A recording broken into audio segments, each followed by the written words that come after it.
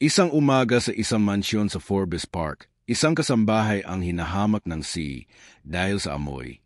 Ang baho mo, alisin siya ngayon din. Pero paano kung siya pala ang tunay na may-ari ng bahay na iyon? Hindi nila alam. Siya pala ang may-ari. Hush, hush, hush, Kabanata 1, Yenji bahay ng MGA Pangarap. Sa gitna ng Forbes Park, Makati, nakatayo ang isang mansyon na parang palasyo mula sa mga fairy tale na kinagigiliwan ng mga bata. 4 na palapag ito, dawa sa imported na marble mula Italy at salamin na tinted na parang mga mata ng isang higanteng nagbabantay.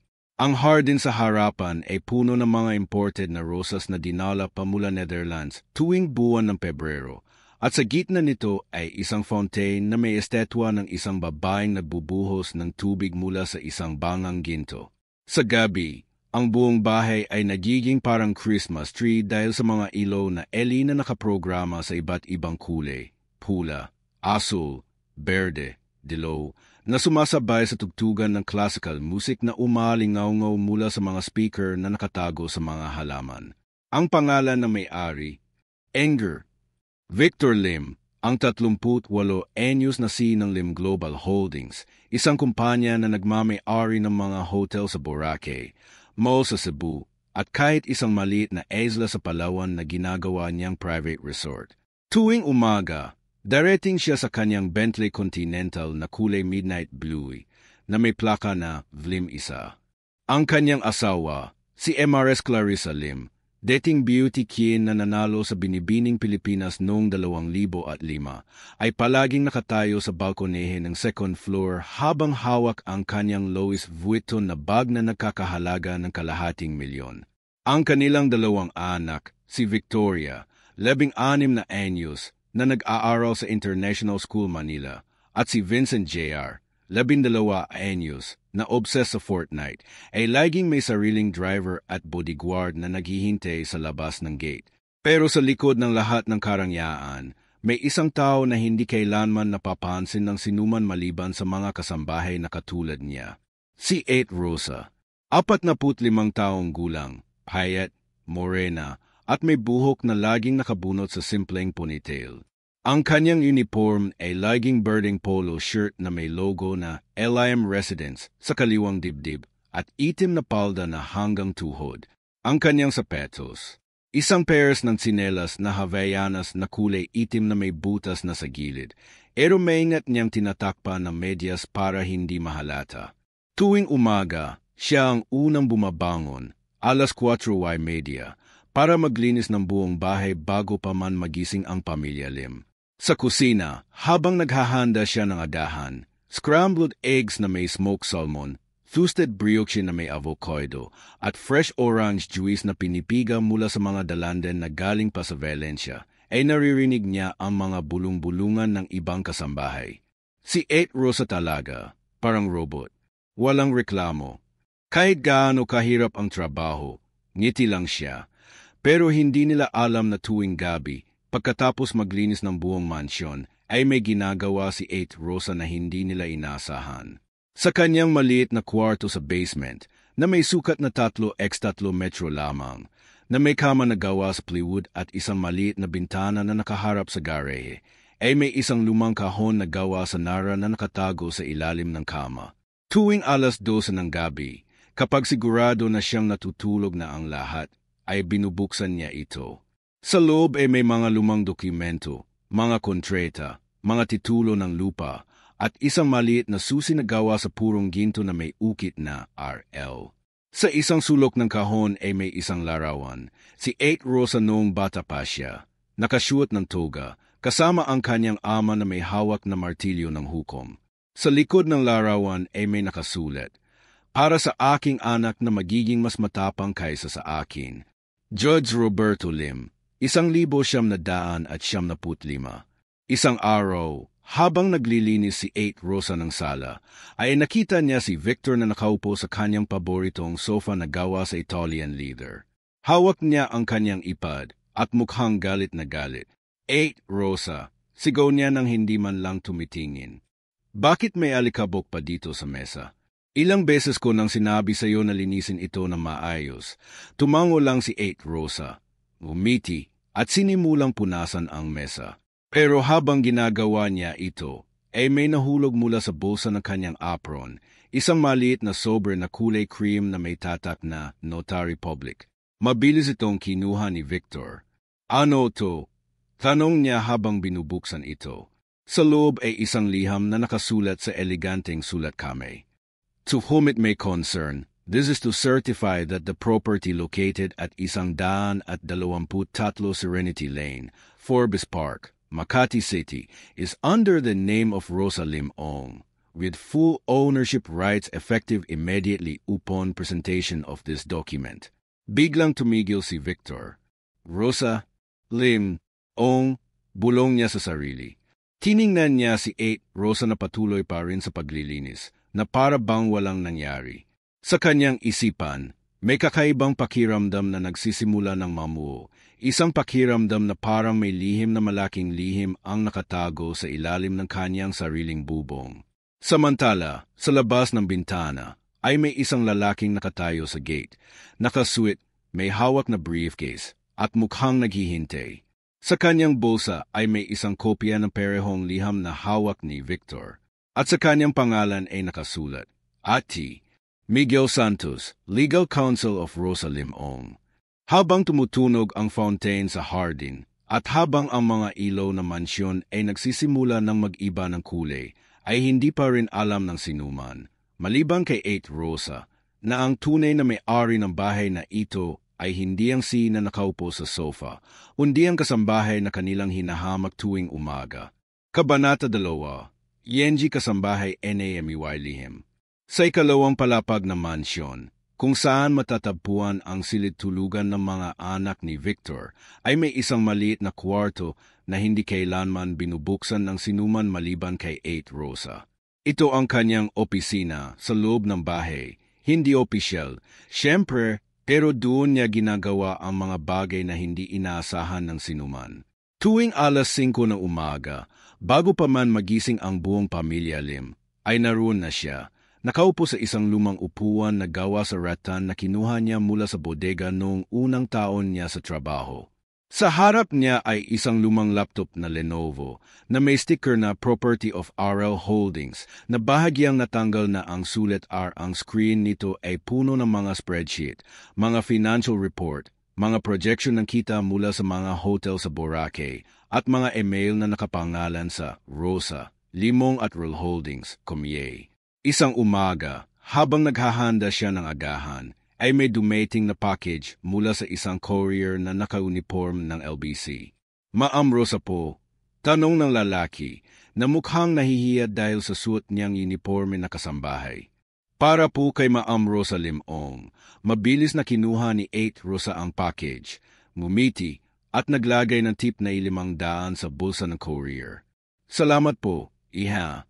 Ingat ka, ang package ay may tatak na confidential RL Holdings Board Meeting Documents. Sa loob ay may mga board resolution na nagpapahintulot sa pagbili ng isang bagong hotel sa El Nido na nagkakahalaga ng ₱2.8 bilyon.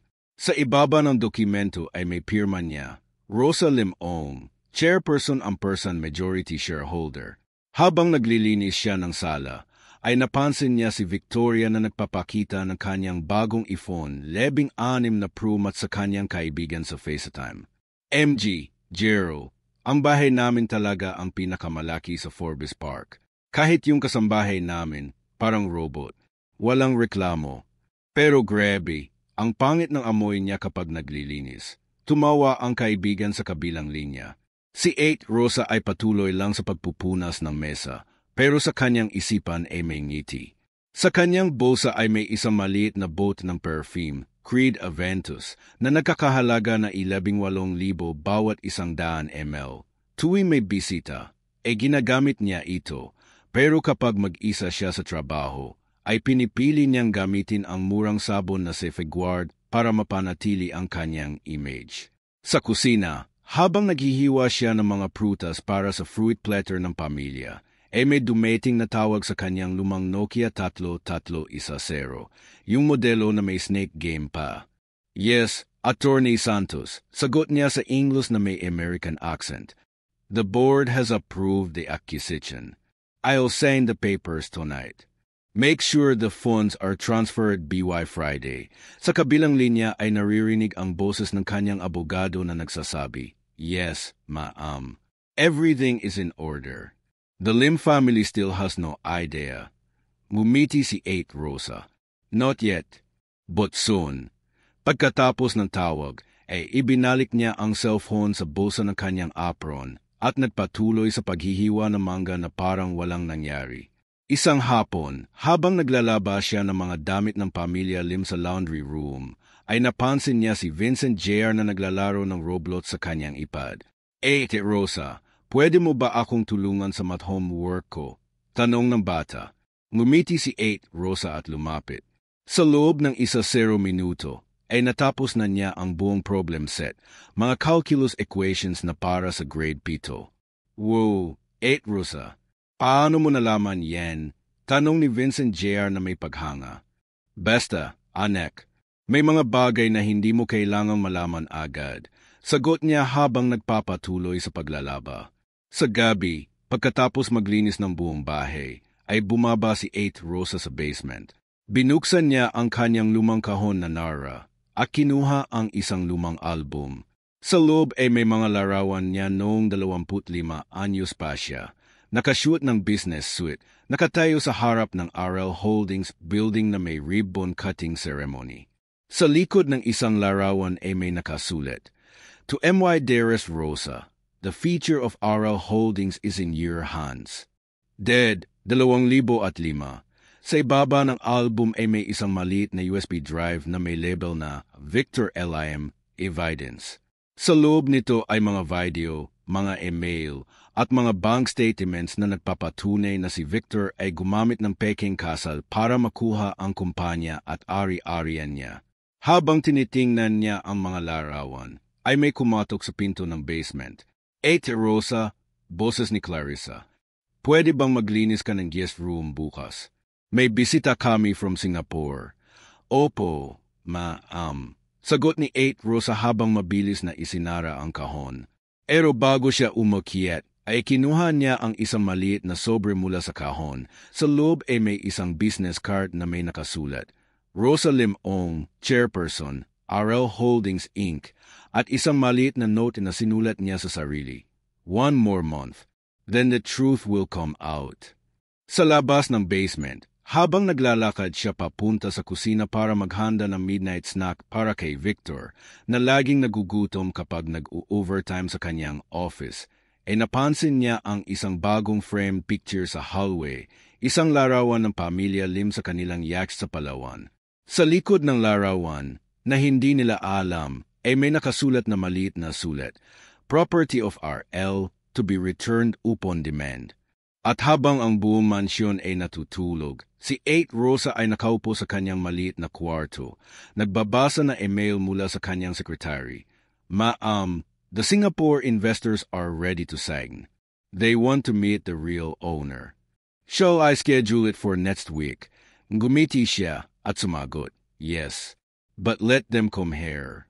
I want to serve them coffee personally. Sa kanyang isipan, ay may isang plano na masusing-masusing inihanda sa loob ng 1-0 taon. Isang plano na magpapakita sa lahat na ang kasambahay na kanilang hinahamik ay hindi lamang isang ordinaryong tao, kundi ang tunay na reyna ng kastilyong ito. Kabanata 3, Yenji Esiel Puking ng Amoy. Ang 16 na kaarawan ni Victoria ay naging pinakamalaking event ng taon sa Forbes Park. 500 bisita ang inimbita, mga anak ng mga senador, mga ng iba pang kumpanya, mga influencer na may milyon-milyong followers sa TikTok, at kahit isang sikat na Korean idol na nag-guest sa isang teleserye. Ang buong Hardin ay ginawang parang enchanted forest. May mga fairy lights na nakasabit sa mga puno, mga tabo na gawa sa crystal glass, at isang 7-tier cake na ginawa ng sikat na pastry chef na si Chef Miko Aspiras. Sa gitna ng lahat ay isang stage kung saan magpiperform ang isang live band mula sa Hong Kong, at sa tabi nito ay isang photo booth na may backdrop na Victoria's Suite 16 na A Night to Remember. Si 8 Rosa ay nagsimula ng 3:00 ng umaga. Siya ang nag-ayos ng lahat, mula sa paglalagay ng mga fresh flowers na dinala pa mula Baguio, hanggang sa pag-check ng mga upuan na rented mula sa isang event stylist na nakakahalaga ng 500,000. Ang kanyang uniforme ay ang karaniwang berde, pero sa pagkakataong ito ay may maliit na pin na may nakasulat na staff sa dibdib. Habang nag-aayos siya ng mga kanap sa buffet table, mga mini lobster rolls, wagyu sliders, at caviar spoons, ay napansin niya si Victor na nakatayo sa balkonehe, nakatingin sa kanyang relo na Patek Philippe. 8 Rosa, sigurado ka bang sapat ang pagkain? May 500 bisita, 2. Tanong niya nang hindi man lang tumitingin. Opo, sir. May extra pa po tayo sa kitchen, sagot niya habang inilalagay ang huling garnish ng edible gold leaf sa isang dessert. Nang mag-alas 7 ng gabi, ay nagsimula ng dumating ang mga bisita. Ang mga sasakyan ay nakapila mula sa gate hanggang sa kabilang kanto, mga Lamborghini, Ferrari, at kahit isang Rolls-Royce Phantom na may plaka na SN1. Si Victoria ay nakashoot ng gown na gawa ni Mitchell 5 na may 10,000 Swarovski crystals at ang kanyang makeup ay ginawa ng sikat na artist na si RB Chanko. Habang nagpo-pose siya sa photo booth, ay napansin niya si 8 Rosa na naghahatid ng mga plato sa mga bisita. Ew, sino yang kasambahay? Bakit siya nakapasok dito? Bulong niya sa kanyang kaibigan na si Bella, na anak ng isang congressman. Grabe, ang pangit ng amoy niya.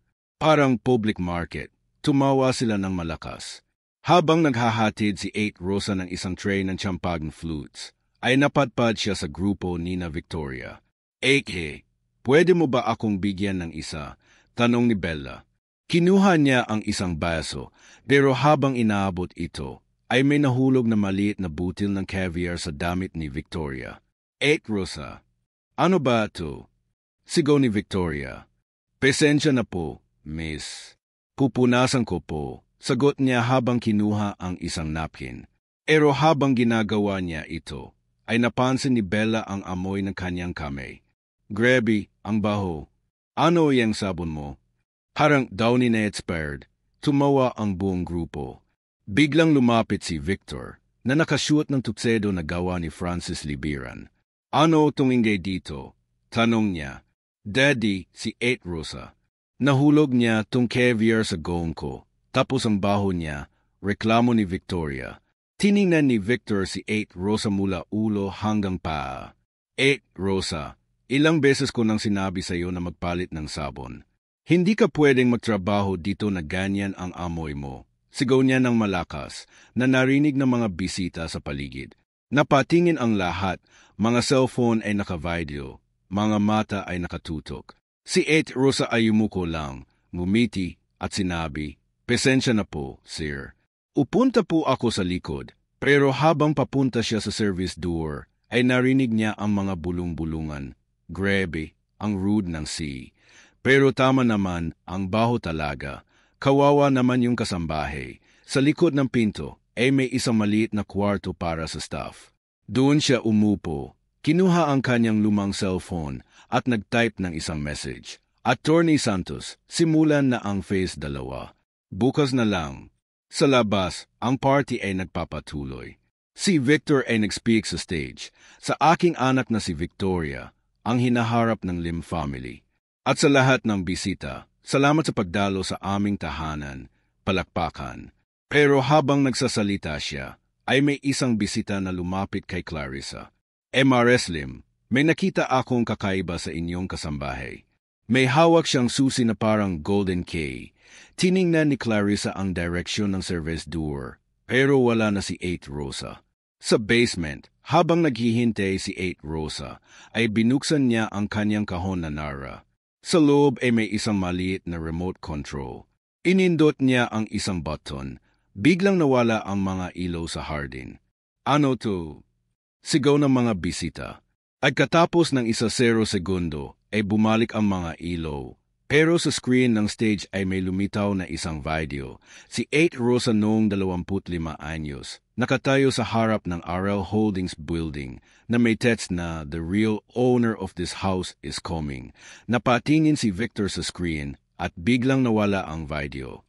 Sa labas, ang party ay nagpapatuloy, pero may kakaibang tensyon sa hangin.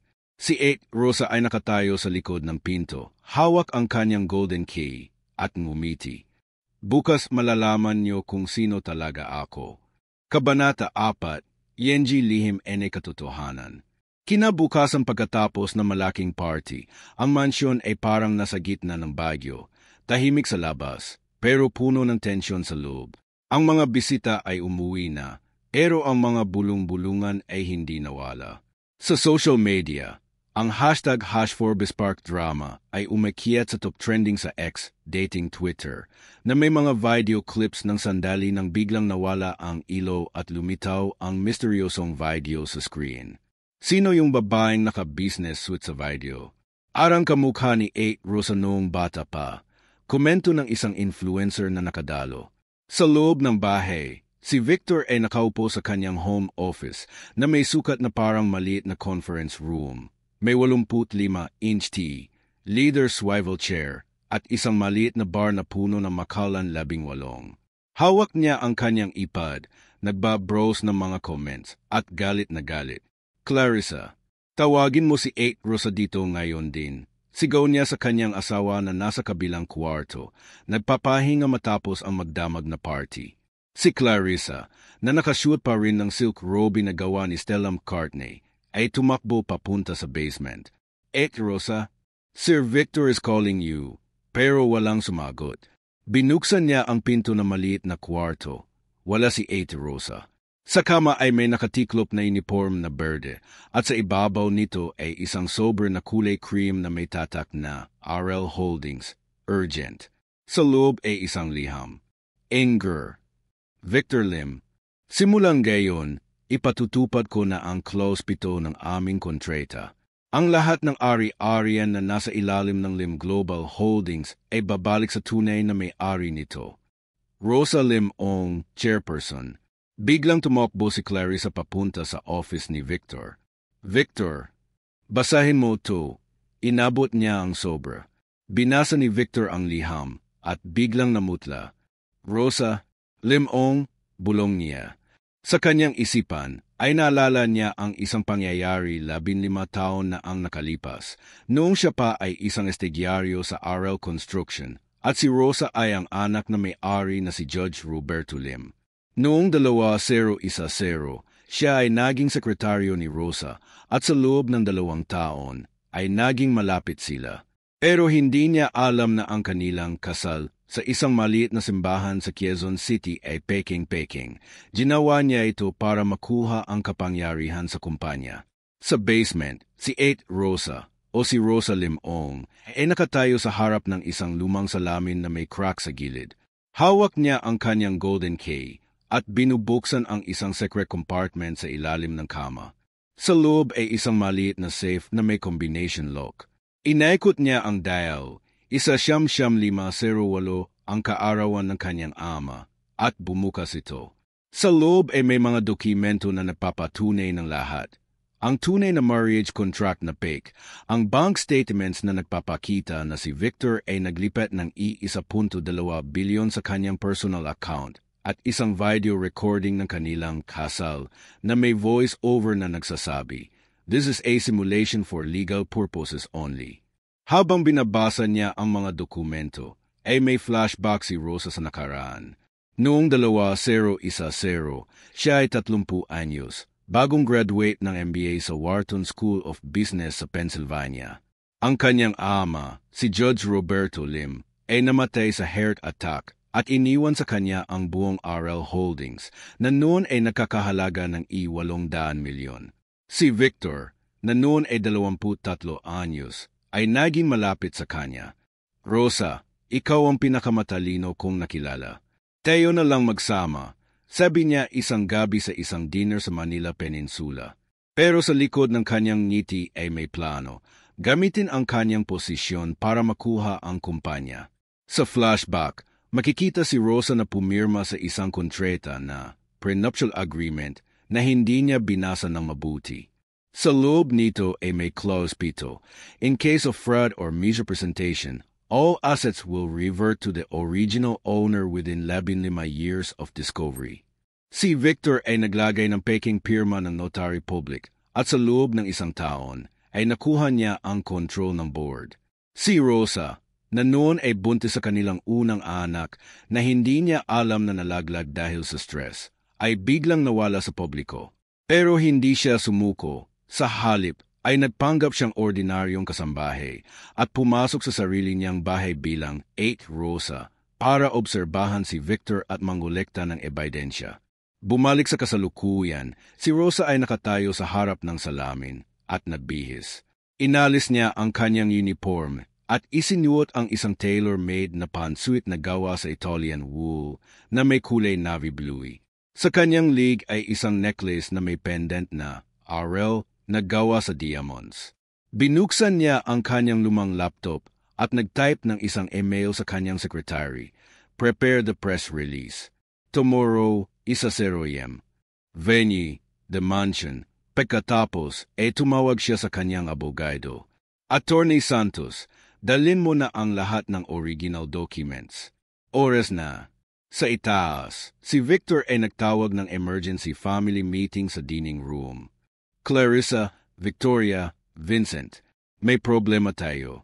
Yung kasambahay natin si 8 Rosa, may hawak siyang dokumento na nagsasabi na siya ang may-ari ng bahay at ng kumpanya. Si Clarissa ay natakot. Paano yun? Paano siya naging may-ari? Si Victoria ay nag-scroll sa kanyang phone. Daddy, may video sa TikTok. Yung misteryosong babae sa screen kahapon, kamukha talaga ni 8 Rosa. Biglang may kumotok sa pinto. Isang lalaki na nakasuit, si Ati. Miguel Santos ang pumasok. Good morning, Mr. Lim. I am here on behalf of Ms. Rosa Lim Ong. She requests your presence in the living room in 1:00 minutes. Si Victor ay tumayo, galit. Sino ka ba? At paano ka nakapasok dito? Ngumiti lang si Ati. Santos, Sir, ako po ang legal counsel niya. At ako rin po ang may-ari ng security company na nagbabantay sa bahay niyo. Sa living room, si Rosa ay nakaupo na sa sofa na dati ay paborito ni Victor. Sa harap niya ay isang maliit na table na may tea set na gawa sa bonchina. Hawak niya ang kanyang golden key at ngumiti. Magandang umaga, Pamilya Lim. Oras na para malaman niyo ang katotohanan. Kabanata 5, Yenji Malaking Paglalantad.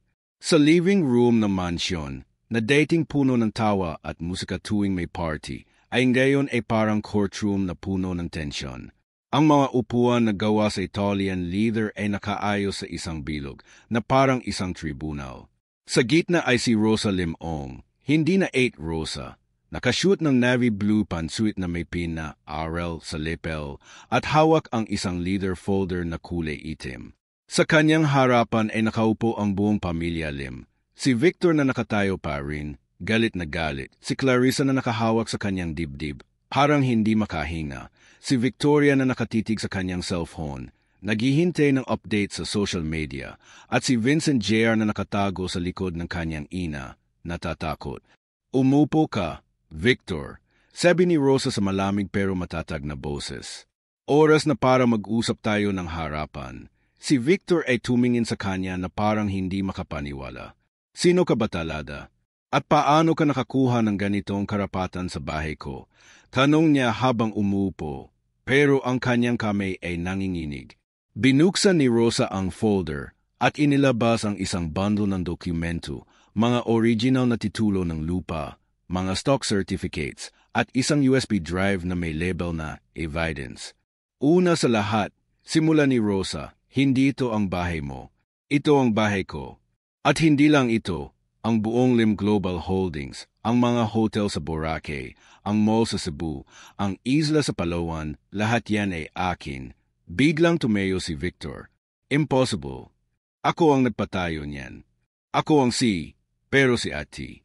Miguel Santos, na nakatayo sa likod ni Rosa, ay nag-project ng isang presentation sa 85-inch T. Unang slide, RL Holdings Agency. Ownership structure.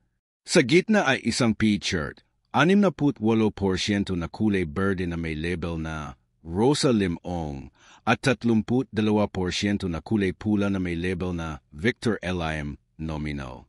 Paano mo ito nadawa? Tanong ni Clarissa, nang ngayon ay umiyak na. Ngumiti si Rosa. Dahil 15 taon na akong naghihintay.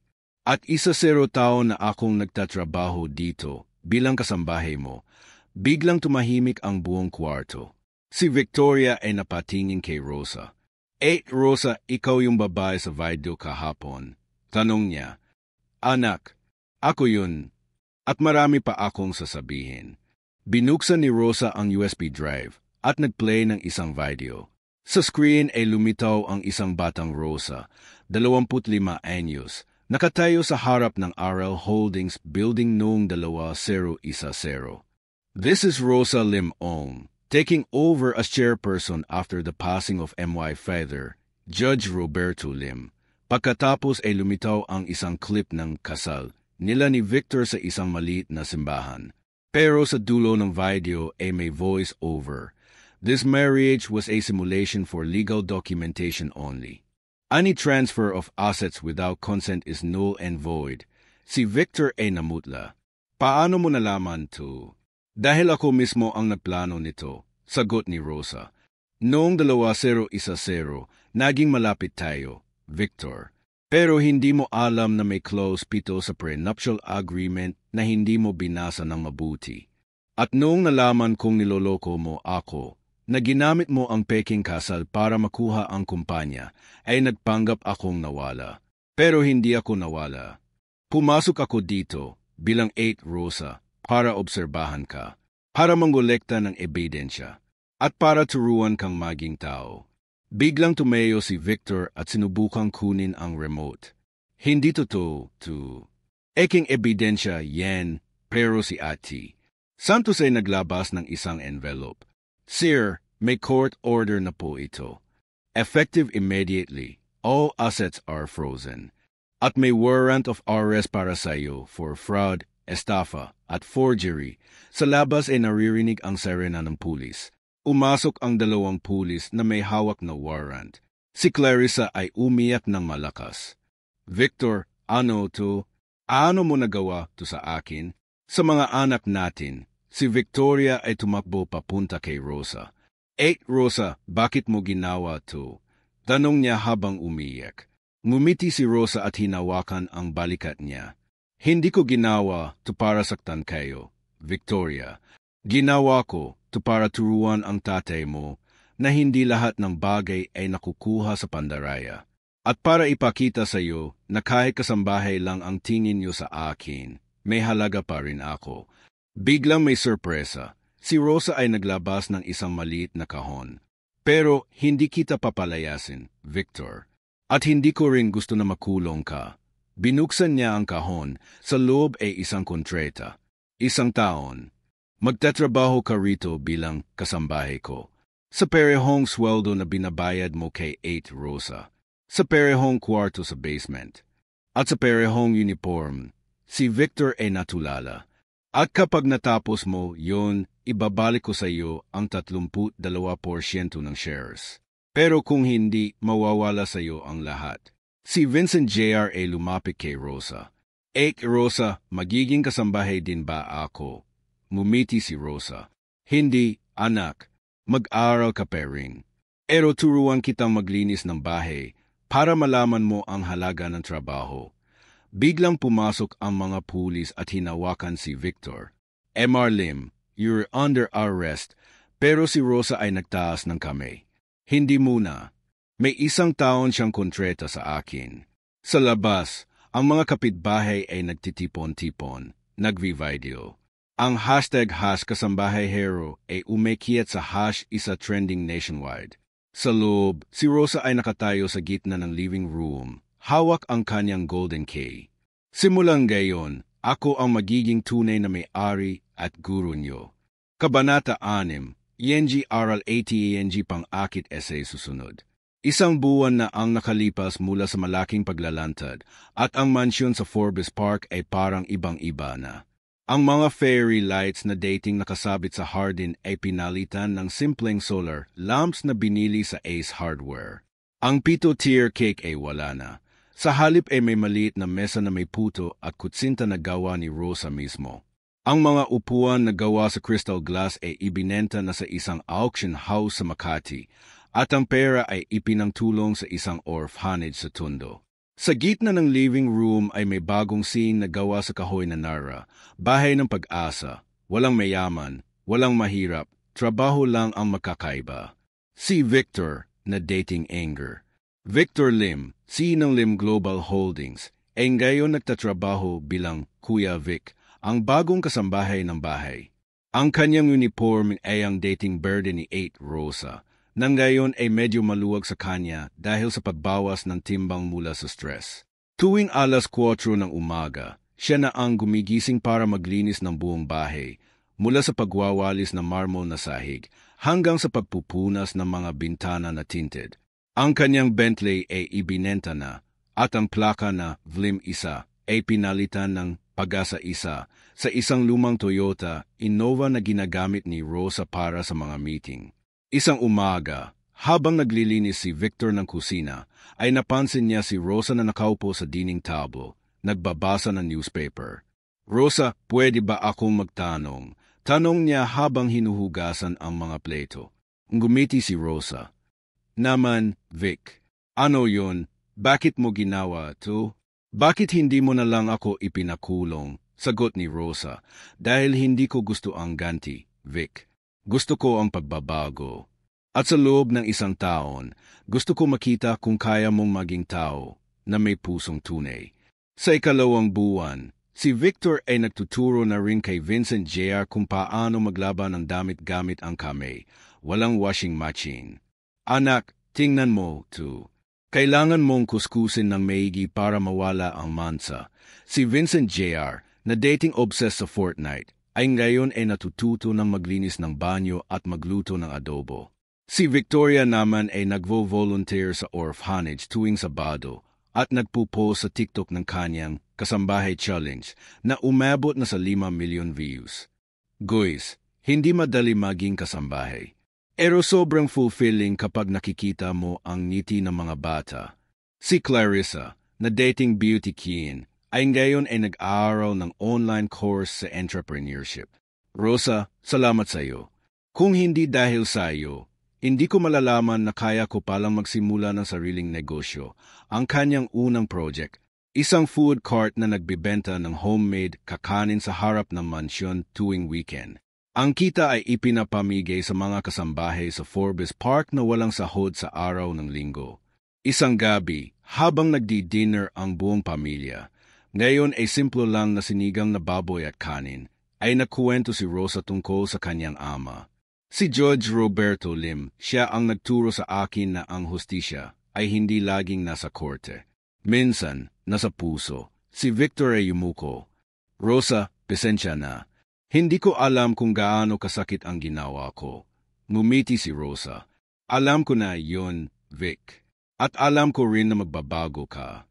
Sa ika-6 na buwan, ang RL Holdings ay umabot na sa 5 billion na valuation. Si Rosa ay nag-donate ng 500 milyon sa isang foundation na nagbibigay ng scholarship sa mga anak ng kasambahay.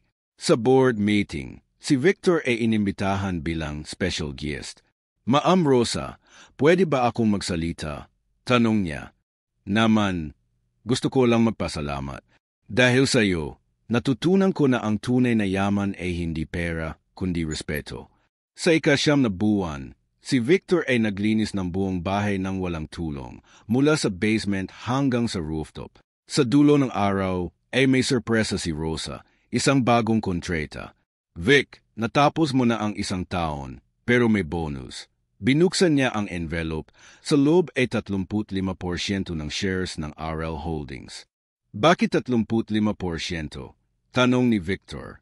Dahil 3% ay para sa iyo at 32% ay para sa mga anak mo. Pero may kondisyon. Kailangan mo magtayo ng isang program na magbibigay ng trabaho sa mga dating kasambahay na gustong maging entrepreneur. Sa ika-12 buwan, ang mansyon ay ginawang headquarters ng Kasambahay to See program. May mga seminar tuwing Sabado na may guest speaker na si Victor mismo. Mga kaibigan, ako si Victor Lim. Dating C na naging kasambahay. At ngayon, partner ni Ma'am Rosa sa pagtulong sa inyo. Ang unang batch ng graduates ay 50 dating kasambahay ng ngayon ay may sariling food cart, laundry business at online shop. Isang araw, habang naglilinis si Victor ng Hardin, ay may dumating na package. Sa loob ay isang lumang Nokia 3310, ang dating cellphone ni Rosa. May text message, Vic, may bagong misyon. May driver sa kabilang bahay na dating bilyonaryo. Oras na para tulungan natin siya. Si Victor ay ngumiti. Rosa, handa na ako. Sa huling araw ng taon, ang buong pamilya ay nagtitipon sa Hardin. May bagong sign sa gate. Bahay ng Pag-asa, open to all. Si Rosa ay nakatayo sa harap, hawak ang kanyang golden key. Mga kaibigan, ang kwentong ito ay hindi tungkol sa ganti. Tungkol ito sa pag-asa. At sa susunod na taon, may bagong kwento. Sa screen ng T sa living room ay lumitaw ang teaser. ENG driver NAMY lihim NA8. Ano kung ang driver ng isang C ay dating may-ari ng isang shipping empire na nagkakahalaga ng $10 billion?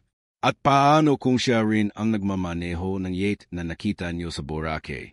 #kasambahay Tosu #driver hero #kwentong Pag-asa part 2. Coming soon. Si Rosa ay ngumiti sa camera. Mag-subscribe at i-on ang bell dahil ang susunod na kwento ay mas malaki pa. Wakas ng unang yugto, pero simula pa lang ng pag-asa.